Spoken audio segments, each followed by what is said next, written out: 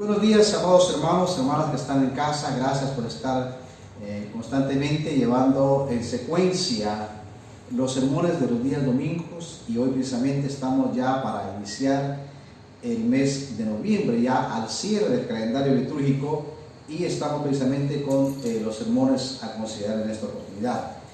El pasaje del Evangelio según San Mateo, capítulo 23, versos 1 al 12, dicen al respecto.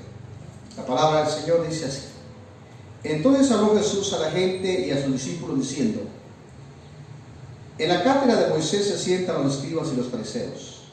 Así que todo lo que os digan que guarden, guardadlo y hacedlo, mas no hagáis conforme a sus obras, porque dicen y no hacen.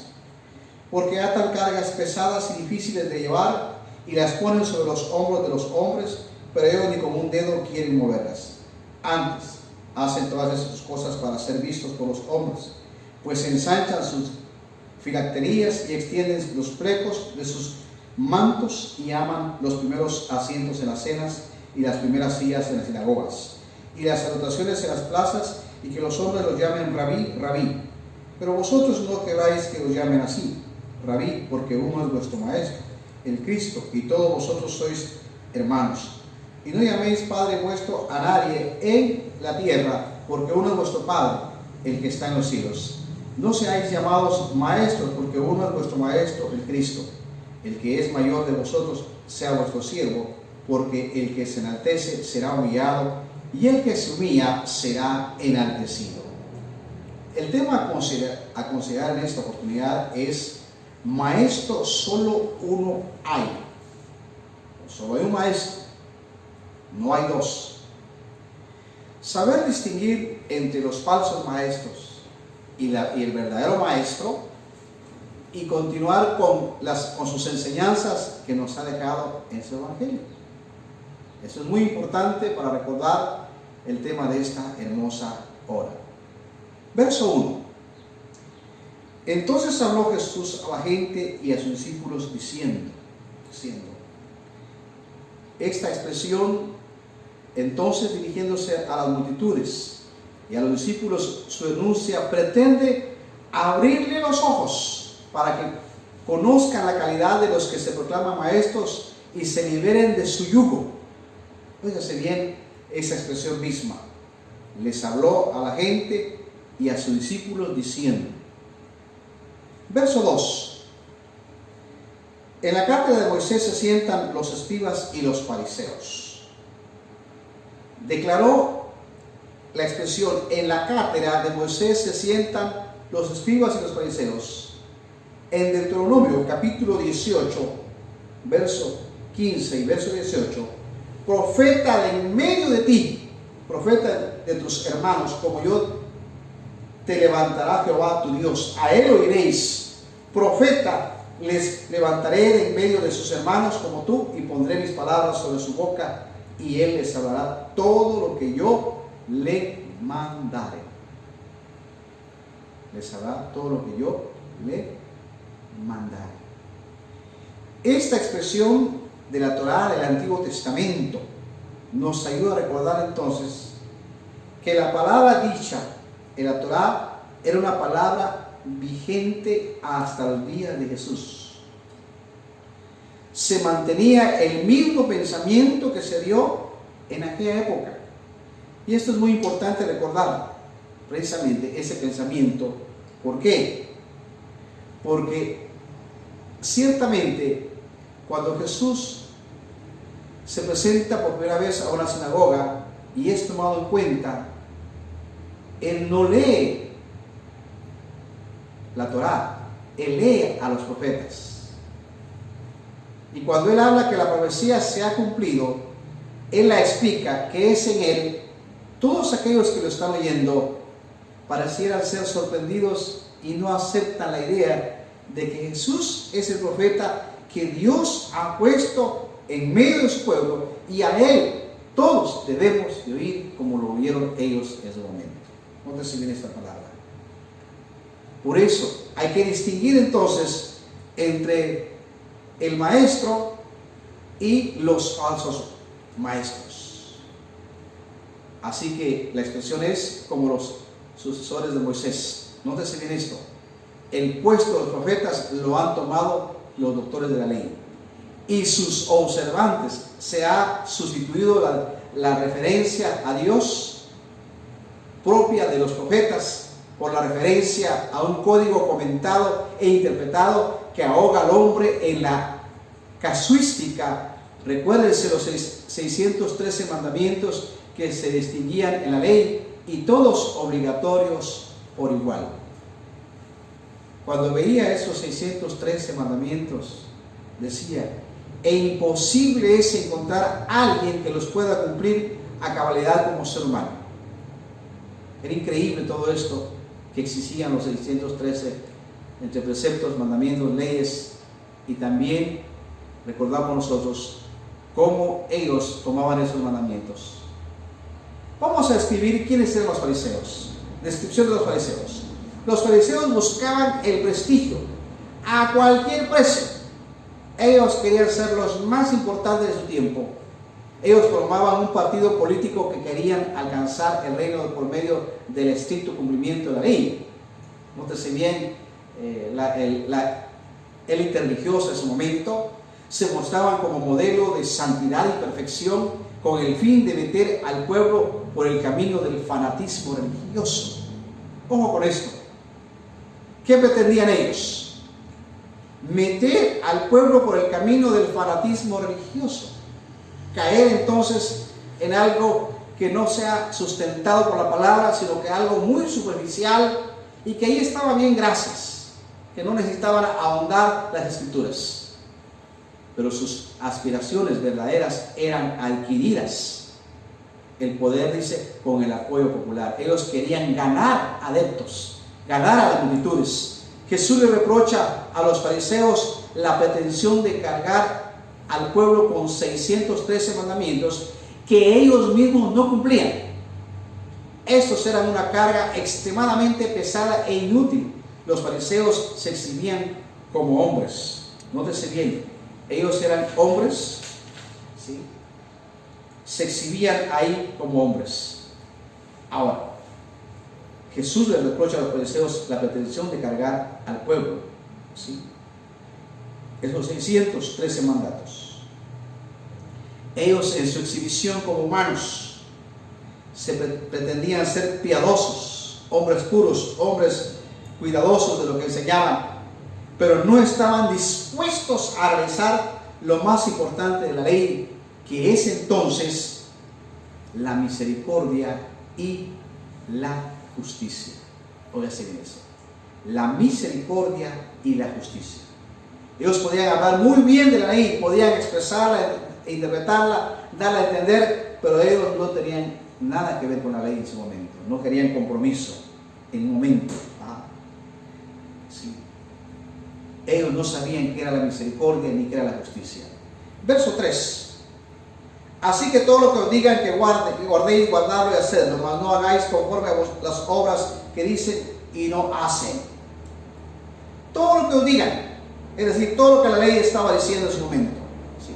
Toda la ley, hagan lo que ellos dicen. Pero dice acá, pero no imitéis sus obras, sus acciones. Ellos dicen, pero no hacen.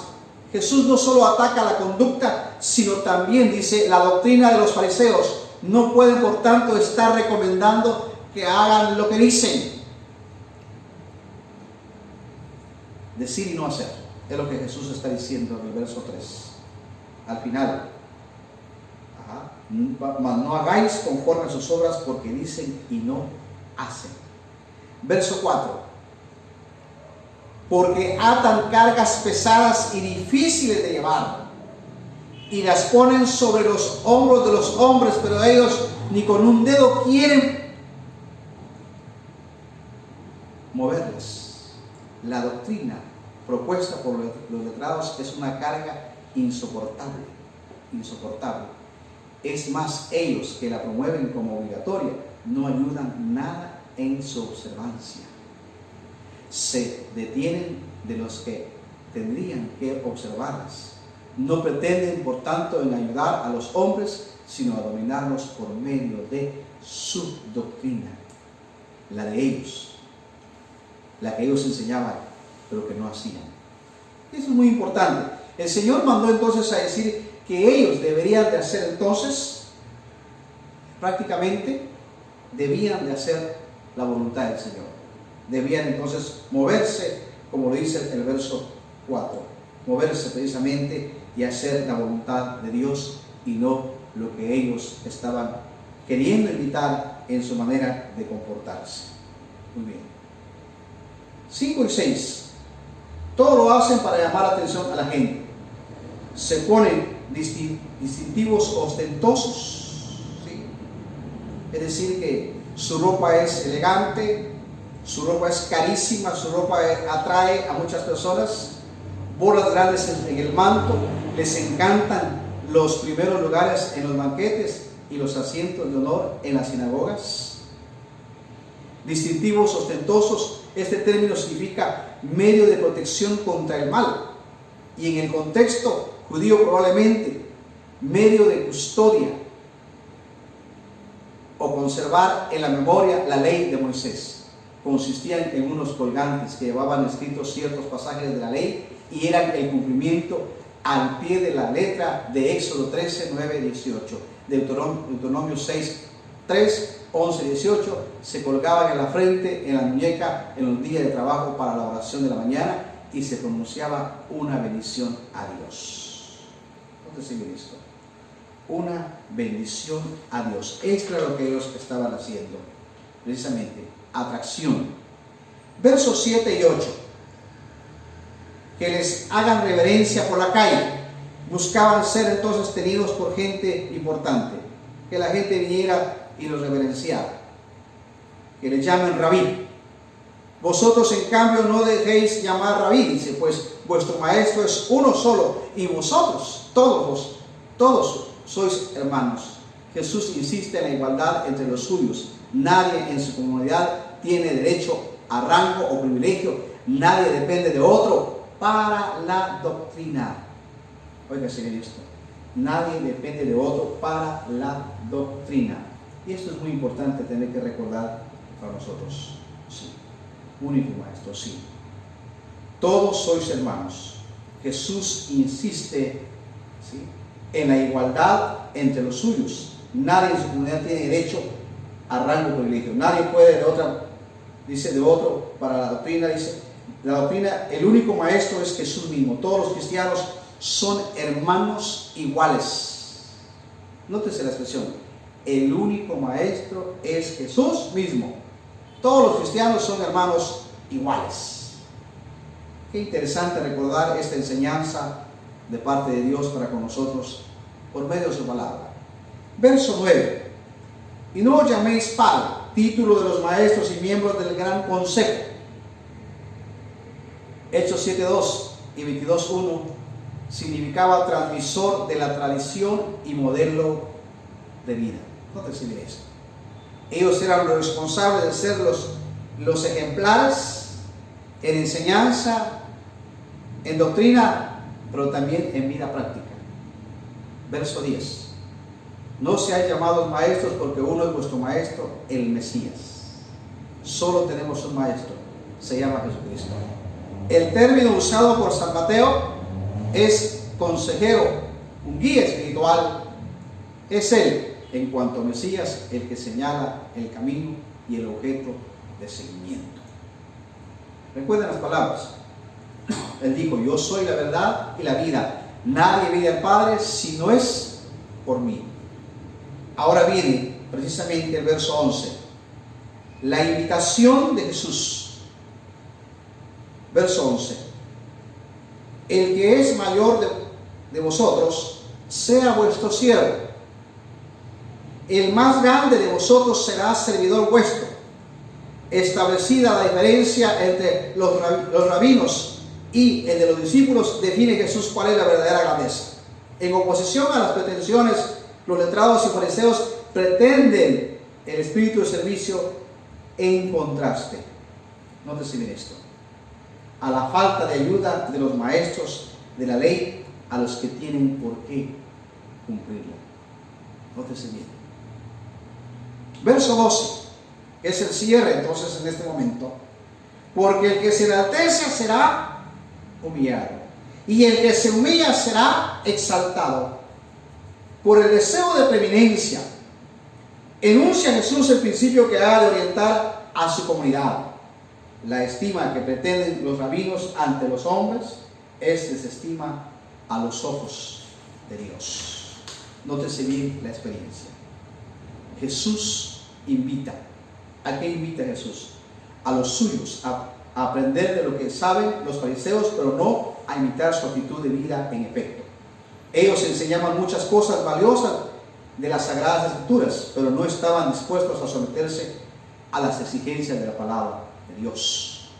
La comunidad de Jesús, por el contrario, no basa su existencia en una mera noción de la palabra, sino en un compromiso vital con Él. Hermanos y hermanas, entregados con Dios, consagrados, dedicando sus vidas al servicio del Señor, sin ser un imitador, sino más bien en ser un alumno del Maestro de Maestros. En conclusión, diríamos en esta mañana, en la realidad en la que vivimos hoy, enfrentamos un reto similar al que enfrentó Jesús. Hay quienes se presentan como maestros, como jefes y doctores que conocen perfectamente las doctrinas, que pueden guiar a la comunidad, pero que buscan el poder y el prestigio. La comunidad de creyentes sabe ser crítica ante ellos, una crítica constructiva, no destructiva, y descubrir sus verdaderas intenciones. Es decir, que el creyente debe ser como los hermanos allá en el libro de los Hechos, que se menciona, ¿sí? La iglesia que oía el mensaje y luego iba a investigar si era cierto. A lo mejor les habían dicho algo que no era, les habían engañado, no querían vivir engañados por lo que decían los demás. Ellos investigaban, los hermanos de Berea, investigaban si le estaban dando palabra o lo estaban engañando. El maestro, la doctrina y su autoridad siguen siendo Jesucristo y su evangelio a la luz de Él y de su palabra. La comunidad ha de discernir el verdadero camino de vida. El himnólogo trató de acercarnos a esta palabra: que mi vida entera esté consagrada a ti, Señor. No nos olvidemos, nuestro buscar de Dios debe ser una total y entrega de dedicación hacia Él, y no solamente cantar este himno, leer con el entendimiento, cantar con el entendimiento, es como que fuéramos a orar 2 veces a la vez. Nuestra comunión con Dios es maravillosa en esta hora. Oremos al Señor por su palabra. Gracias, Padre, por este momento que nos has dado oportuno para poder llevar el mensaje a muchos corazones por medio de tu palabra, Señor, que ha sido explanada en esta hermosa. Permítenos reconocerte como Maestro, permítenos ser tus alumnos humildemente, y que podamos enseñar lo que tu palabra nos ha dado en los evangelios, y podamos nosotros, Señor, hacer tu voluntad. Si en algo, Señor, nos hemos salido, nos hemos olvidado de ti, perdónanos. No queremos caer en un fanatismo religioso, queremos caer en esas palabras maravillosas que tú nos das y hacer tu voluntad. En Cristo Jesús oramos. Amén. Amén. Estamos en el momento de la mesa de la reunión de la Santa Cena, y vamos entonces a iniciar en esta oportunidad leyendo y al unísono con voz fuerte el credo de los apóstoles, que dice de la siguiente manera: creo en Dios Padre Todopoderoso, Creador del cielo y de la tierra, y en Jesucristo, su único Hijo, Señor nuestro, que fue concebido del Espíritu Santo, nació de la Virgen María, padeció bajo el poder de Poncio Pilato, fue crucificado, muerto y sepultado, descendió a los infiernos, y al tercer día resucitó de entre los muertos, subió al cielo y está sentado a la diestra de Dios Padre Todopoderoso, y desde ahí vendrá al fin del mundo a juzgar a los vivos y a los muertos. Creo en el Espíritu Santo, la Santa Iglesia Universal, la comunión de los santos, el perdón de los pecados, la resurrección del cuerpo y la vida perdurable. Amén. Las palabras de la institución de la mesa del Señor las encontramos escritas en la primera carta a los Corintios, capítulos 11, versos 23 al 26, que dice: porque yo recibí del Señor lo que también os he enseñado, que el Señor Jesús, la noche que fue entregado, tomó pan y habiendo dado gracias, lo partió y dijo: tomad y comed, esto es mi cuerpo que por vosotros es partido. Hacer esto en memoria de mí. Asimismo, después de haber cenado, también tomó la copa, diciendo: esta copa es el nuevo pacto de mi sangre. Hacer esto en memoria, dice, hacer esto toda vez que la bebiereis en memoria de mí. Así pues, toda vez que comiereis este pan y bebiereis esta copa, la muerte del Señor anunciáis hasta que Él venga. Es mi deber y responsabilidad como ministro del Señor hacerle la invitación a usted que está en casa a participar de la mesa. Tomando en cuenta que para esto tenemos los elementos que ya están acá en la mesa. Tenemos el pan, tenemos también el vino y también tenemos el fruto de la vid, que son las uvas. Recordemos, cada uno de ellos tiene su significado. Recordamos el pan, que es entonces la vida íntegra del justo, que se hizo injusto por amor a nosotros los pecadores. El jugo, es decir, el vino fruto de las uvas, producto de las uvas, fruto de la vida.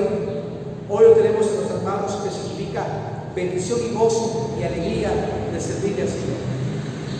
Las dos cosas van relacionadas pues con Cristo Jesús, que Él es el autor de la fe y que hoy nos recordamos con su muerte en este momento. Por eso es necesario que entre esta relación del pan y el vino, el participante de la mesa de la comunión debe estar entonces bautizado, porque en Cristo hemos sido sumergidos en esa maravillosa entrega y dedicación de nuestras vidas al Señor. Son los elementos, y entonces también tenemos acá para compartir del pan y para compartir entonces del vino con mis hermanos. Así que vamos a hacer la oración con los elementos y de ahí será la entrega del pan y el vino. Oramos. Padre, en esta hermosa hora, Señor, estamos delante de ti, suplicando de todo corazón, Señor, que tomes estos elementos en tus manos, los bendigas y los santifiques en este momento, como es el fruto de la vida, donde viene vino, el pan de la integridad del cuerpo de Cristo que está con nosotros a través de este siglo, en esta oportunidad. Es para nosotros una bendición, Señor, saber que son santificados, son entregados, puestos en tus manos y consagrados para esta ocasión, dedicados a tu Padre, en el nombre de Jesús. Amén. El Señor Jesús, la noche que fue entregado, tomó pan, habiendo dado gracias, lo partió y dijo: tomad y comed, que esto es mi cuerpo que por vosotros es partido. Después de haber cenado, tomó también la copa, diciendo: esta copa es el nuevo pacto de mi sangre. Toda vez que debéis hacerlo en memoria de mí. Sin lugar a duda, el Señor compartió del pan con sus discípulos y entregó a ellos en su momento. Entregó el pan, el cual hoy es entregado a ustedes que están allá en casa. Recíbalo con alegría, con gozo en su corazón. Así que vamos a tomar entonces la Santa Cena, representada hoy a través del pan.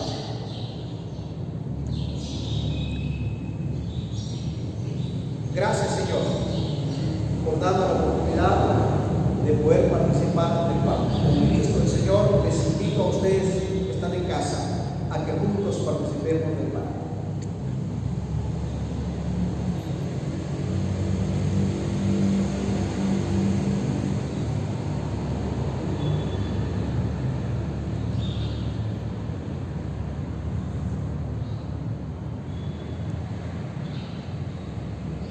cuerpo, Señor, que fue inmolado, tu cuerpo, Señor, que fue entonces instrumento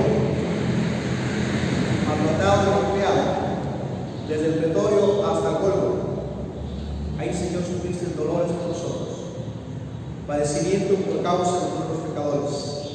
En tu muerte, Señor, estabas haciendo una obra maravillosa ante el Padre, reconciliándonos con Él en ese momento. Hoy, al participar del Padre, recordamos tu muerte y pidiendo al Padre su misericordia que alcance a muchas personas más que necesitan de esa misericordia y esa bondad del Padre en Cristo Jesús. Gracias, Señor, por haberlo hecho por todos nosotros, pecadores, dando tu vida en la cruz del Calvario, sufriendo y derramando también tu sangre. Después de haber cenado con la copa, diciendo: esta copa es el nuevo pacto de sangre, todas las veces que debes hacerlo en memoria de mí. Participamos.